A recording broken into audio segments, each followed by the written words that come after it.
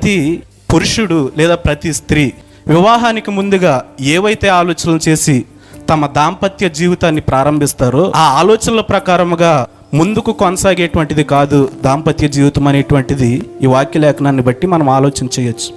అలాగ కొనసాగేటువంటిది అయితే పెండ్లి అయిన తర్వాత భర్త జీవితంలో ఎలా సంతోష పెట్టగలననేటువంటి చింత ఎందుకు ఉంది. అలాగే 34 వచ్చిన ఆఖరిలో కూడా ఉంటుంది, భర్తను ఎలా సంతోష పెట్టగలనని స్త్రీ కూడా చింతిస్తూ ఉందంట. అంటే సంతోషము పెండ్లికి ముందు ఉంది, పెండ్లి తర్వాత చింత ఎందుకు ఉన్నదంటే వారి ఆలోచన వేరు, తర్వాత జరిగేటువంటి ఆ యొక్క దాంపత్య జీవితం అనేటువంటిది వేరు.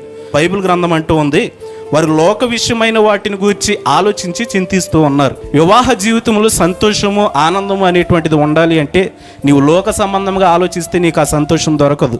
పరిశుద్ధ బైబిల్ గ్రంథం కొన్ని కట్టడలు, కొన్ని నియమ నిబంధనలను నియమించింది. ఒక పురుషుడు ఎలా ఉండాలి, ఒక స్త్రీ ఎలా ఉండాలి అని.